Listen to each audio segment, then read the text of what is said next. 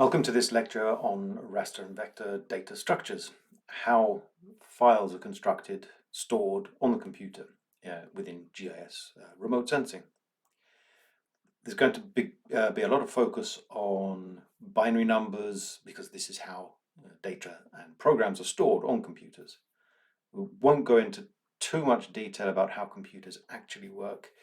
We will just look at how the data is manipulated a little bit and how it's stored, just so that we understand why the computer behaves in certain ways and why data has to be stored in particular ways.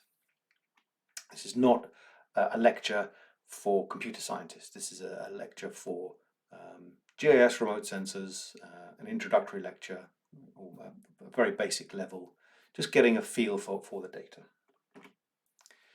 So, I'm sure you're aware, but if you aren't, then computers are binary machines. All data and indeed all programs on the computer are stored as a string of binary bits, binary numbers. And in a computer, modern computers, the basic unit, the smallest word, as it were, that we can store, it consists of 8 bits or a byte. So 8 bits is a byte. And that's the smallest we have. And in fact, many address systems for storing data on hard disks can't even go that small anymore. Some of them require larger addresses than that. But the basic idea is that we have a byte as our smallest transmittable word unit, which consists of 8 bits. So to go over the maths of this a little bit, in case you're a little bit rusty on this, but hopefully you have covered this at some point, we're going to be looking at something called base 2, which is what the computer uses. In our everyday lives, we use base 10. So we have 0, 1, 2, 3, 4, 5, 6, 7, 8, 9, and then 10. So that's base 10. In base 2, we have numbers that only use 0, 1, and then we have to go up another step to store data. We'll look at this and just illustrate it a little bit better soon. To understand this, we need to understand powers.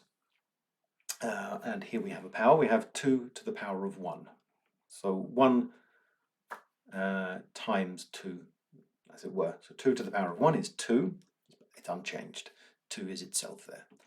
And if we multiply that by 2 again, or multiply by 2, because we haven't multiplied by 2 yet, but so if we raise it 2 to the power of 2, which is 2 times 2, we get 4. And if we multiply that by 2 again, so 2 times 2 times 2 is 8. 2 times 2 times 2, so 2 to the power of 3 is 8.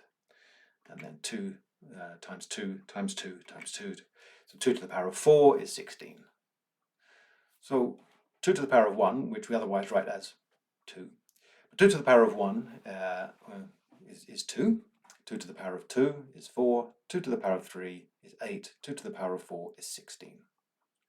Great. So we can look at these numbers. We have one place, the second place, the third place, and the fourth place. If we just try and remember that sort of idea for now, that would be good. And we can add these numbers together. So 2 to the 1 plus 2 to the 2 is 6. 2 to the 1 is 2 plus 2 to the 2, which is 4. Add those two together is 6. And obviously we can make up other numbers. But as you can see here, so far we only have multiples of 2 involved. All of our numbers are even. So how do we get the number 1 so that we can have odd numbers as well? What power of 2 can we use? Well, this is very basic, very simple. 2 to the power of 0. Any number to the power of 0 is 1. Not necessarily just 2, but 3 to the power of 0, 4 to the power of 0, 5 to the power of 0. Any number to the power of 0 is 1, except 0. 0 to the power of 0 doesn't exist. It's not defined. Otherwise, any number to the power of 0 is 1.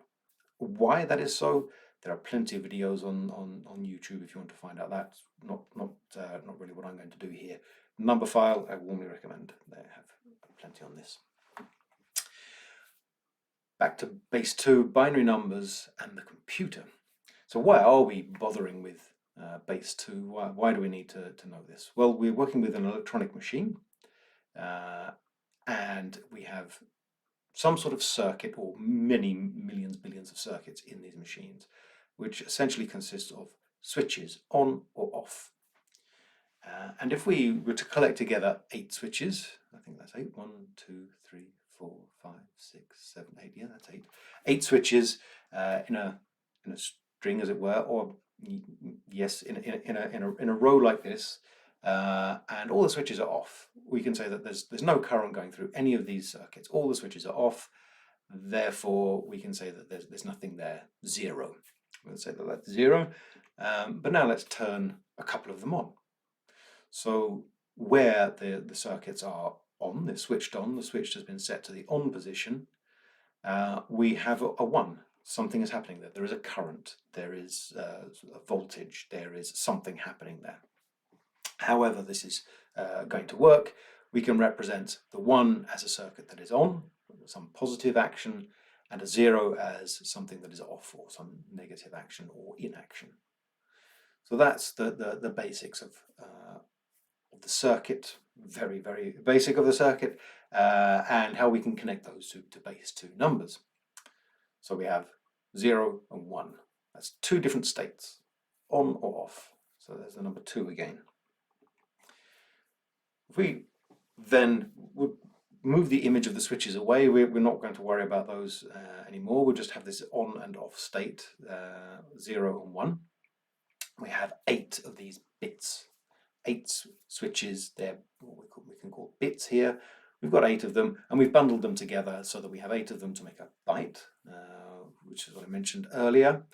And so from those, we can start constructing numbers using the base 2 method, where each switch represents a power of 2. And so when we look here, we have our 8 bits, and some of them have been turned on and some of them not. So if we turn on none of them, we have a 0 all the way across. None of them are on, it's a 0. But if we turn on this first bit, the right-hand bit, that's also a matter of contention, but the right-hand bit over here, if that is turned on, then we're saying that 2 to the power of something, that something that 2 is a power, has a power, is a 0, therefore it's a 1. So yeah, that can feel a little odd. When we have 0 in this position, it doesn't mean that it's 2 to the power of 0, it means nothing, 0. It's just not, it's not there. So that's our 0. But when we say that that is a 0, if that makes sense, then it's a 1, because it's 2 to the power of 0. So these are the powers of 2, not the number itself, but the powers of 2. And there we have 1 in there. So 2 to the power of 0 is 1. And then if we instead activate this switch here, this one is now active, so 2 to the power of 1, or 2 to the power of 1 is 2, that we see there. And then if we go over to turn this one on as well, so not just that second bit, but also the first and the second bit, it's 2 to the power of 0 is true, so that's a 1 at least, and 2 to the power of 2 is true, 2 to the power of 1, sorry, is true, so that's a 2, which sums up to 3. And then we can then look at number 4, so we go over another step, 2 to the power of 2 is 4. And this way we can build up our numbers. What we should remember here is that if this right-hand bit here is a 0, we have an even number. If we have a 1 in this right-hand position, we have an odd number, because we're saying that this one represents 2 to the power of 0, which means 1. And so we have to have a 1 in our sum, as it were. When we sum up all of these bits, it's going to be an odd number because we have a 1 in there. Everything else is even. So this whole bit will add up to an even number. To make it an odd number, this one has to be active. So just to recap, the 0 in this column, it's 2 to the power of 0 is not true, rather than 0 itself. 2 to the power of 0 is not true. There's nothing there, rather than a 0 itself, which it's a small difference, but it's quite important because of this. So if we then, what happens if we set all of our bits to being true? We've got 1 plus 2 plus 4 plus 8 plus 16 plus 32 plus 64 plus 128, which gives us 255. That's an odd number because we have the 1 there. All of those are even, we add them up and we get an odd number. 255 is one of those numbers. On previous courses, you should have heard that this is a very important number. It comes up all the time in computers. Returning now to some more details on base 2 numbers and how they work. So how do we get to base 2? If we have the number 99 in base 10, so this is 99 as we know 99, as we think of it normally in our everyday usage, the number just below 100. How do we convert that into base 2? We divide by 2. 99 divided by 2. We then look at, that obviously doesn't go in evenly. There's a remainder. And because we have a remainder, there we go, we put that remainder there, we have that 49, and that's what's left for us to divide. So we divide by 2 again, and that gives us 24 with a remainder of 1. And then we repeat and repeat and repeat until there's nothing left to divide by 2. And by remembering these 1s and 0s, is there a remainder or isn't there? When we divide 24 by 2, there is no remainder, that's even, but there is this quotient here. Because of that, we then know that we have what the digits are in our base 2 version of 99. It looks like this. It's a palindrome. Where this right-hand bit is our odd number bit here. That's the one telling us that it's an odd number. Remember, this is the first one. When we divided it, there was no remainder. There was a remainder of 1, which says, well, it's obviously an odd number. That's that one there. That's that.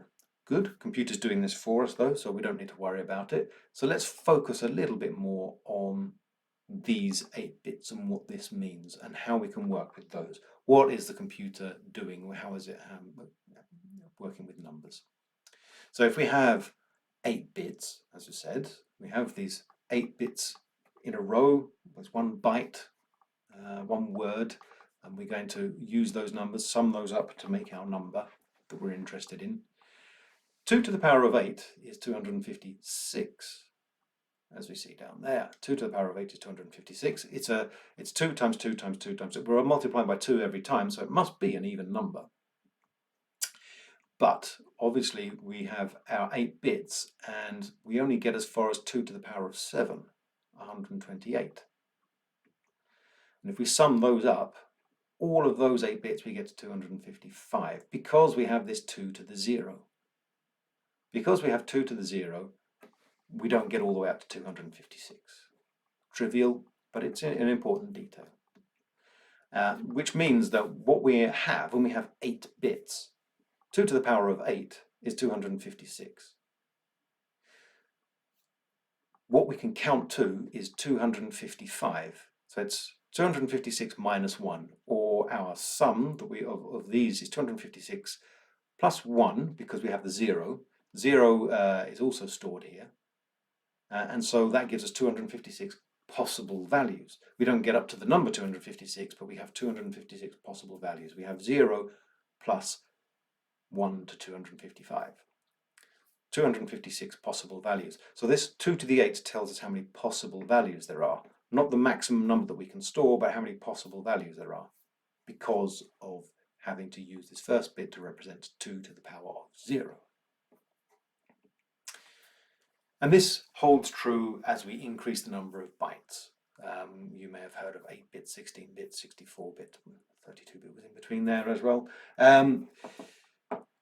And this, if we do the same calculation, raise 2 to the power of 16, for example, minus 1, that gives us the maximum value that we can store in a 2-byte number, integer value that we can store, because we had 0 as well. And if we look down here, 2 to the 16, 65,536 is 2 to the 16 minus 1 for 0, and that gives us the maximum number that we can store.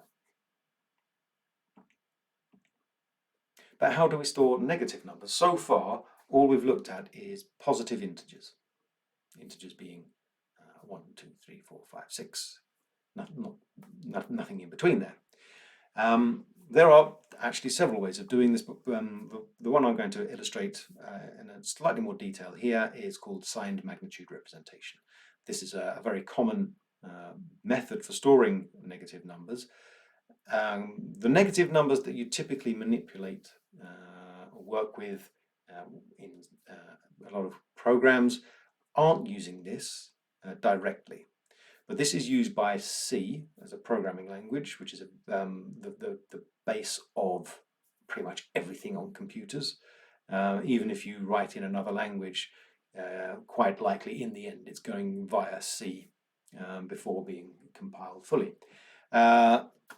C is the sort of the parent of modern computing. It's there in everything.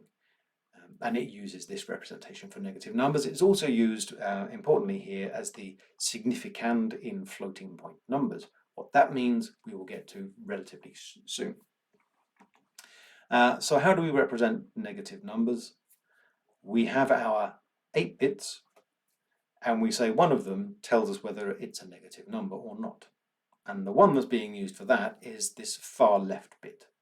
So if it's a 1, if it's a true state, then it says yes, it is negative, which may seem a little odd, but that's the way it is. It doesn't actually matter.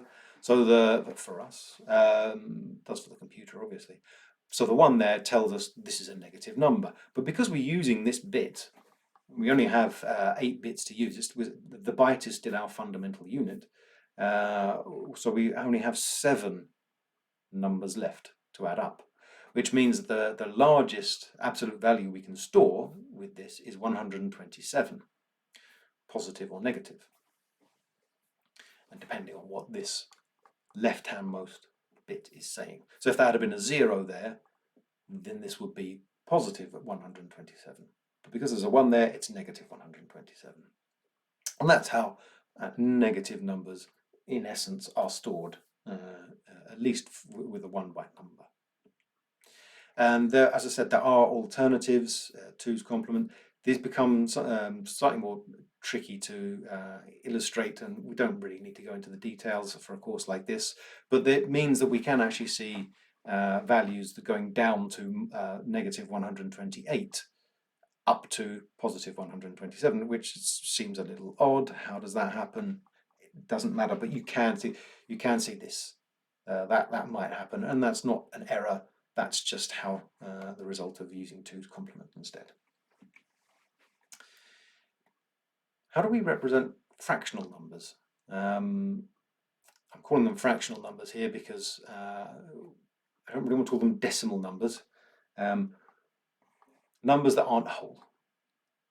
So, for example, 1.414, which I hope you recognize as being the square root of 2, or 3.14159, which is obviously pi, or any other number that has got a decimal point and something else. How do we store those in the computer? Now we need to bring in, and we're going back to this floating point number and this word again, the significand, base and exponent. So if we look now at what that means, we can take the number, this is the number for pi, or it's not pi, pi continues forever, as you presumably know, but if we at least take these first digits of pi, and we are going to store those efficiently, we need the significant digits. And here we have the significant digits, the first 6 significant digits of pi. And we've removed the decimal point. And we don't need to store the decimal point, we don't need to store any information about it other than take this number and multiply it by 10 to the power of -5. So this is a very small number. This is 0.00001. And if we multiply that with that, we get back to that. Okay. If we know we're working with base 10 numbers, this is the clever bit coming up. We're going to convert to base 2 soon.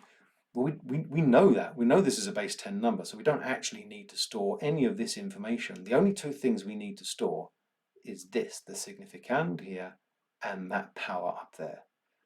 Everything else we can get rid of. We just want that and that. And we have everything we need to reconstruct the number afterwards, if we assume that we're working in base 10. Computers are working in base 2, so they'll do something similar. And instead of raising 10 to the power to some power, they'll raise 2 to some power. So we have, for example, with 32 bits of storage, this is a standard method, we have 32 bits, so that's 4 of our 4 bytes. We have 1 bit for the positive, negative, we have 8 bits for the exponent, and then 23 bits for our significand. 23 bits, so but now, so what's going on here? Because when we look at this number, this is what pi looks like in binary, and there are 24 bits in there, but we've only got room for 23. This is the big advantage. This is a quality of the significand. All of the digits are significant. There are no insignificant digits. Zero, a leading zero, a zero at the left-hand side would be insignificant. It's not information. There are zeros in front of every number, if you like. Where the number begins is the significant digit. So we're always assuming that there is a significant digit there, and therefore we don't need to actually put it in. Yeah. If that sounds odd, don't worry about it. It works. You can knock yourself out thinking about this if you want. It can be a little bit confusing to get your head around, but it's perfectly true. It's used all the time. Hopefully it's true, otherwise computers wouldn't work and you wouldn't be watching this film. Anyway, that's that. That's how it works. Good, done. We now know that computers can store these numbers. And the numbers can become very large or very small. The absolute values can be quite huge. So when we're looking at just with 4 bytes, we get up to some really quite large numbers. This is probably going to be enough for most usages.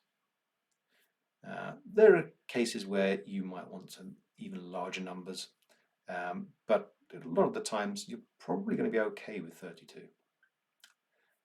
Not always, but most of the time.